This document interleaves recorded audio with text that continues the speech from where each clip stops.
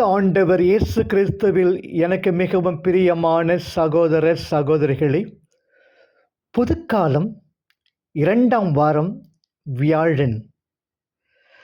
தாவீது கோலியாத்தின் மீது கொண்ட வெற்றியானது சவுலிடம் பொறாமையை கிளப்புகிறது.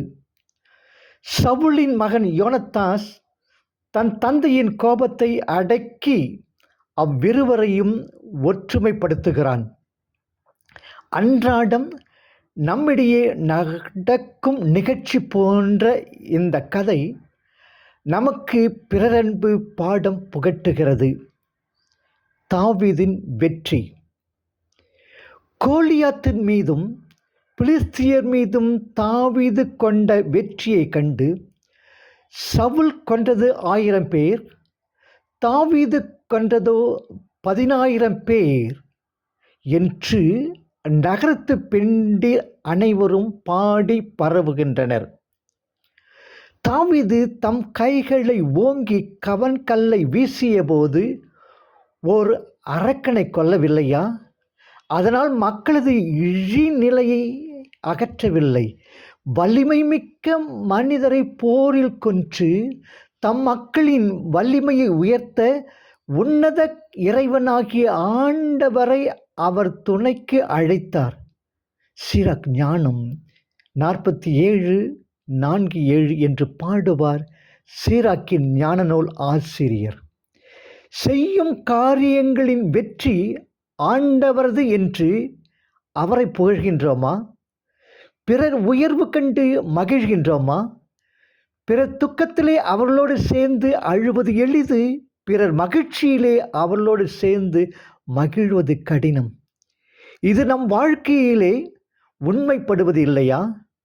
சிரிப்பாரோடு சிரித்து வாழ கற்றுக்கொள்வோமா? சவுலின் பொறாமை. மனிதனோடு பிறந்துவிட்ட குணம் பொறாமை போலும். ஆண்டவர் ஆபேலின் காணிக்கைகளை ஏற்றுக்கொண்ட போது காயின் கடும் சினமுற்றான். அவன் முகம் வாடியது. தொடக்க நூல் 4:4-6. இங்கும் அதே கதைத்தான். தாவீதின் வெற்றி கண்டு அவர் புகழை பிறர் ஏத்தி பாடியது கேட்டு சவுலின் மனம் எரிச்சல் கொள்கிறது. அன்று முதல் தாவீதை நல்ல கண் கொண்டு பார்ப்பதில்லை. 18:9. இது மட்டுமன்று, தாவீதை கொல்ல வேண்டும் என்று திட்டமிடுகிறார். 19:1. பிறர் உயர்வு கண்டு தோன்றும் பொறாமை எவ்வளவு தூரம் செல்லக்கூடும் என்பதற்கு சவுல் சான்று ஆகிறார். உன் மீது நீ அன்பு கூறுவது போல் உனக்கு அடுத்திருப்பவர் மீதும் அன்பு கூறுவாயாக. லூக்கா 10:27, லேவியர் 18:5, இனச்சட்டம் 6:5 என்ற கட்டளையை அறியாதவர் போலாகின்றார். நமது நடத்தை சவுலின் நடத்தை நின்று வேறுபட்டிருக்கிறதா? பிறர் உயர்வதைக் கண்டு நாம் மகிழ்ச்சியுற முடியாவிடினும் பொறாமையால் நம் உள்ளம் குமுறுவதில்லையா? பொறாமை ஊனியல்பின் செயல், தீய ஆவியினால் செயல் உருவது. கலாத்தியர் 6:19-21 என்பதை உணர்ந்து நம் வாழ்விலிருந்து பொறாமை எனும் தீய குணத்தை அகற்ற முயல்வோமா? யோனத்தாஸின் பரிந்துரை. நண்பனுக்கு நண்பனாகவும் தகப்பனுக்கு பிள்ளையாகவும் வாழ முயல்கின்றான் யோனத்தாஸ்.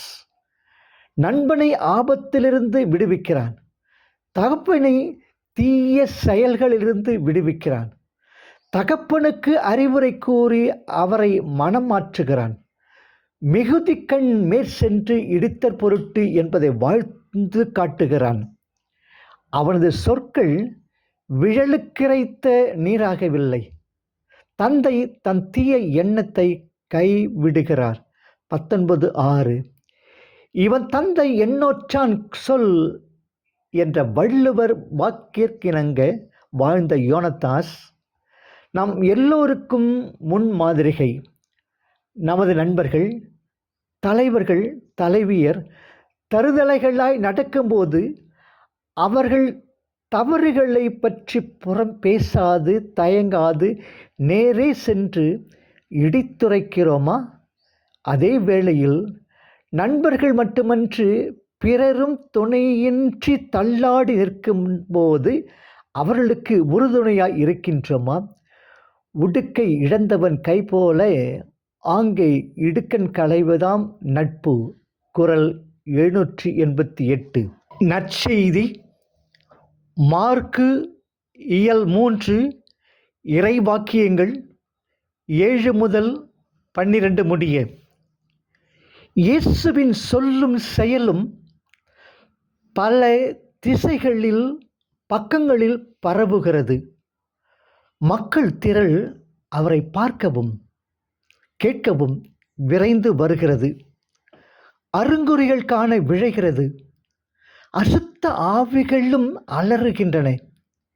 இவ்விதம் இயேசுவின் பணியையும் வல்லமையையும் மார்க்கு நற்செய்தியாளர் விவரிக்கிறார்.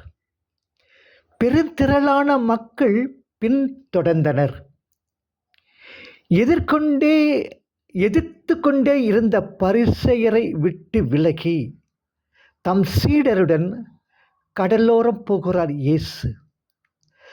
தம்மவருக்கு தனி போதகம் புரிய தனிமையான இடத்தை தேடுகிறார். ஆனால் மக்கள் திரள் அவரை தனித்திருக்க விடவில்லை.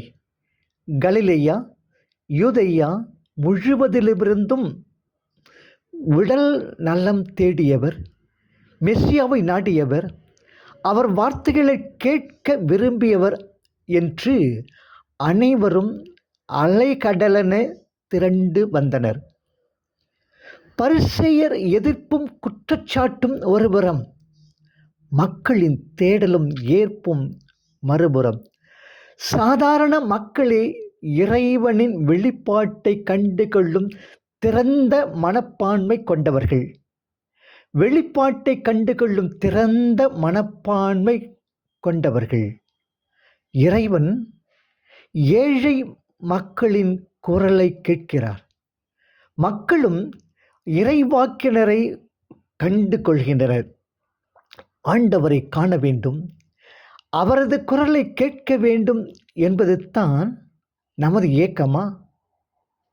குணமளிக்கும் வள்ளல் இயேசுவின் குணமாக்கும் சக்தியை உணர்ந்த மக்கள் அவரை தொட்டால் போதுமென்ற ஆவலால் அவரை நெருக்கி கொண்டு வந்தனர். 5:27-31, 6:56. அவரும் அவர்கள் மேல் இறங்கி அவர்களை குணமாக்குகிறார். இறையரசை போதனையால் மட்டுமன்று, அனைத்து செயல்பாடுகளாலும் சிறப்பாக குணமளிக்கும் வல்ல செயல்களாலும் மக்களுக்கு வெளிப்படுத்துகிறார் நமது ஆண்டவர். குணமளிக்கும் பணி இறையரசின் சின்னமாக விளங்குகிறது.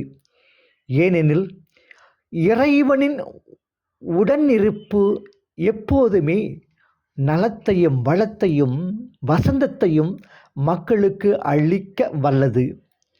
வாழ்வை வளரச் செய்வதே இறைவனின் உடனிருப்பில் அடையாளமாக இருக்க முடியும். பிறர் வாழ்வு வளம் பெற நாம் என்ன செய்கிறோம்?